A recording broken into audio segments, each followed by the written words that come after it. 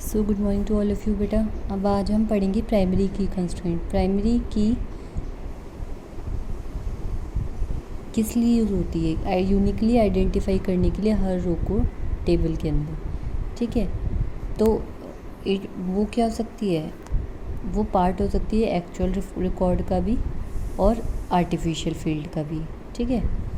तो जब multiple fields को हम एज अ प्राइमरी की यूज़ करते हैं तो उसको क्या बोल देते हैं? कंपोजिट की, क्योंकि कॉम्बिनेशन ऑफ मल्टीपल प्राइमरी की इज़ कॉल्ड कंपोजिट की, ठीक है।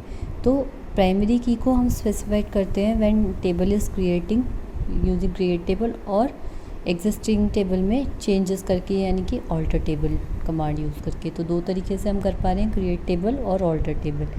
तो क्रिएट टेबल कस्टमर में आपने दिया SID integer not null primary key और last name varchar 30, first name varchar 30। तो यहाँ पर जब हम क्रिएट कर रहे हैं तो भी हम क्या कर सकते हैं? प्राइमरी की स्पेसिफाई करते हैं कि स्टूडेंट ID इंटीजर जो है हमारी क्या हो गई? प्राइमरी की है। प्राइमरी की कभी भी नल नहीं हो सकती, उसके अंदर वैल्यू क्या होगी?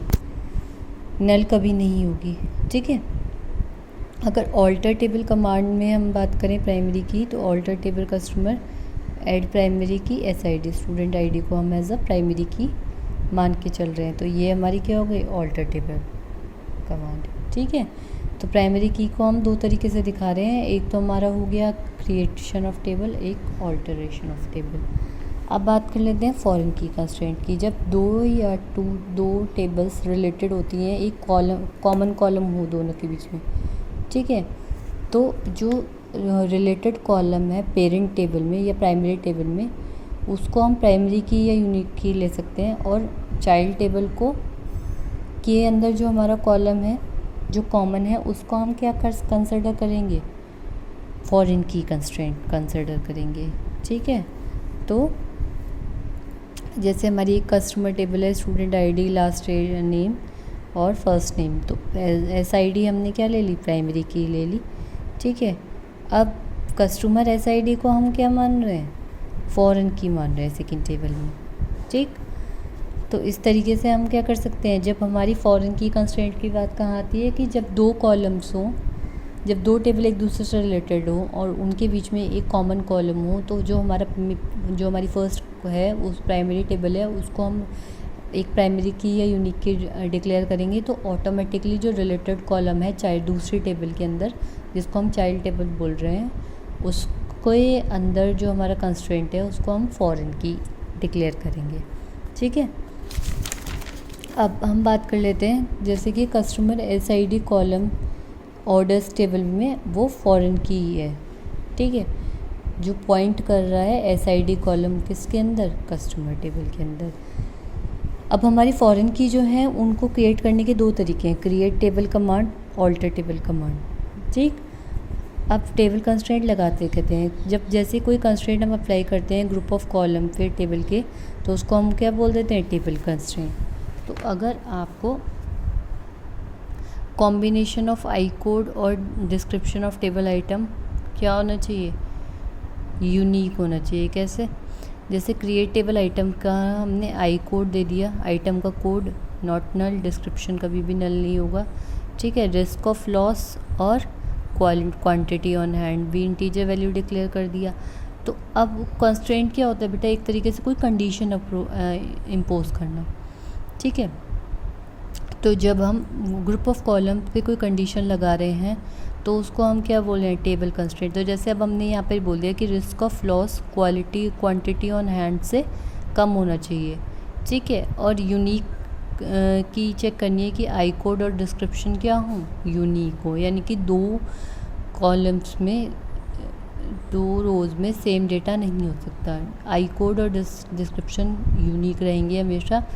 तो ये हमने एक टेबल पे कंडीशन अप्लाई कर दी। अब टेबल पे कंडीशन अप्लाई करने से क्या होगा कि जब भी कोई नया डेटा हम ऐड करने चाहेंगे बाहर से, तो वो पहले अगर इन कंस्ट्रेंट को फॉलो कर रहा होगा तभी वो डेटा क्या होगा? हमारी टेबल में ऐड हो पाएगा, ठीक है। और अगर एक किसी पर्टिकुलर कॉलम पे हम लगा रहे हैं तो उसको कॉलम कंस्ट्रेंट बोलते हैं, अगर टेबल पे लगा रहे हैं तो टेबल कंस्ट्रेंट बोलते हैं। कंस्ट्रेंट मीन्स रिस्ट्रिक्शंस, ठीक है। एक टेबल स्ट्रक्चर को कैसे व्यू करते हैं, जैसे आपने क्रिएट की एक टेबल, तो आप उसका स्ट्रक्चर देखना चाहेंगे, ठीक है। तो जैसे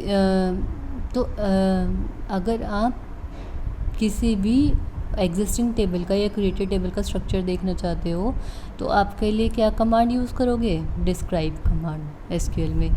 तो डिस्क्राइब टेबल नेम, तो डिस्क्रिप्शन में आपने दिया एम्प्लॉय 1 और डिस्क्राइब एम्प्लॉय 1, तो वो क्या करेगा, उसका आपको एम्प्लॉय 1 जो आपने टेबल बनाई है उसका स्ट्रक्चर आपको प्रोवाइड कराएगा।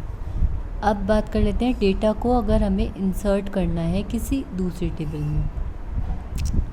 तो अगर हम डाटा ऐड करना चाहते हैं किसी भी टेबल में, तो हमें क्या यूज़ करना पड़ता है, इंसर्शन। डिलीट करना चाहते हैं तो डिलीशन, ये हम पहले पढ़ चुके हैं। तो आप कैसे लिखोगे, इंसर्ट इनटू एम्प्लॉय, यानी कि एम्प्लॉय टेबल में हम क्या वैल्यूज़ इंसर्ट कराना चाहते हैं, ये 5 वैल्यू हम इंसर्ट कराना चाहते हैं, ठीक। अब बात करते हैं मॉडिफाइंग की। ये तो मेरे हिसाब से समझ में आ गया होगा कि जो भी आप इंसर्ट कराना चाहते हो एम्प्लॉय टेबल में, जितने नंबर ऑफ़ कॉलम्स हैं उनकी वैल्यूज़ आप दे दो, ठीक। बात कर लेते हैं मॉडिफाइंग डेटा की। अगर हम डेटा को मॉडिफाई करना चाहते हैं तो अपडेट कमांड क्या होती है, यूज़ की जाती है अगर कोई स्पेसिफिक रो आपको चेंज करनी है, ठीक है। तो हम यूज़ करते हैं अपडेट कमांड, ठीक है। और साथ में हम क्या यूज़ करेंगे, वेयर क्लॉज यूज़ कर सकते हैं, ठीक है। और न्यू डेटा को हम क्या मान लें, एक कांस्टेंट वैल्यू दे देंगे या कोई एक्सप्रेशन दे देंगे, डेटा दे देंगे किसी और टेबल से।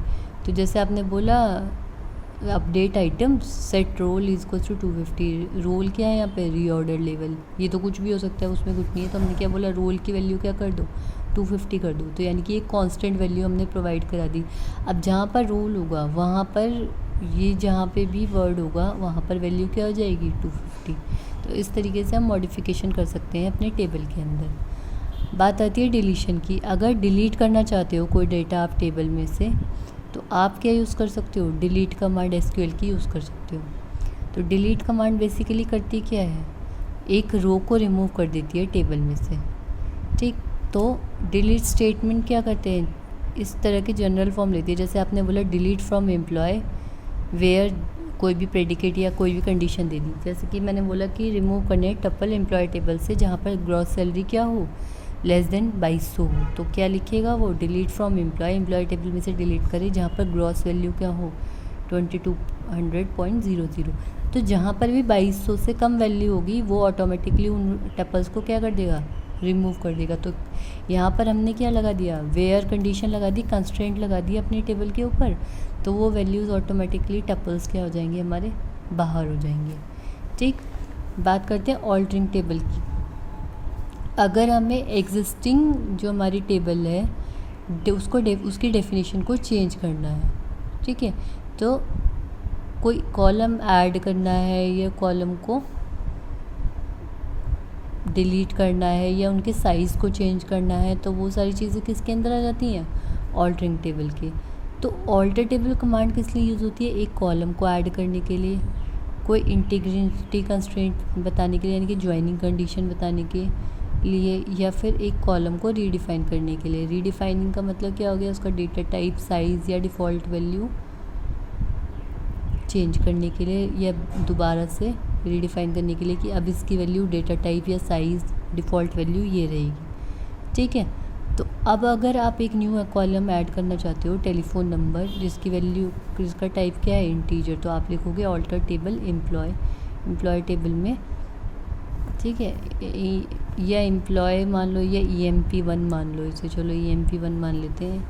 इस टेबल में हमें ऑल्ट्रेशन करना है, तो ऐड करना है टेलीफोन नंबर को, और उसका डेटा टाइप क्या रहेगा, इंटीजर वैल्यू रहेगी, ठीक है। तो इस तरीके से हम टेबल को ऑल्टर कर सकते हैं। अब इसी तरीके से बात आती है ड्रॉपिंग टेबल की। तो ड्रॉप टेबल कमांड क्या होती है, अगर आप कोई सी टेबल को ड्रॉप करना चाहते हो डेटाबेस से, तो वहाँ पर हम क्या यूज़ करते हैं, ड्रॉप मतलब डिलीशन एक तरीके से, ठीक है। तो सिंटेक्स क्या रहेगा, ड्रॉप टेबल इफ़ एग्जिस्ट, तो टेबल का नाम दे देंगे, तो वो पर्टिकुलर पूरी की पूरी जो हमारी टेबल है वो ड्रॉप हो जाएगी, ठीक है।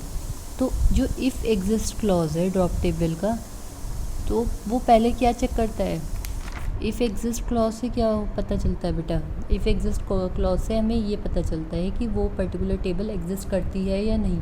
अगर एग्जिस्टेंस ही नहीं होगी तो आप उसको डिलीट कैसे करोगे, ठीक है। तो इफ़ एग्जिस्ट क्लॉज क्या करता है, फर्स्ट चेक करता है whether the given table exist in the database और नॉट। तो drop table if exist players, अगर तो ये हमारी टेबल प्लेयर्स की नाम की है तो वो उसको पूरी तरीके से डिलीट कर देगा, ठीक। अब आज हम इतना ही पढ़ेंगे, ज्वाइन और बाकी जो ऑपरेशंस हैं वो मैं कल की क्लास में पढ़ाऊँगी, ठीक है। हैव अ गुड डे बेटा।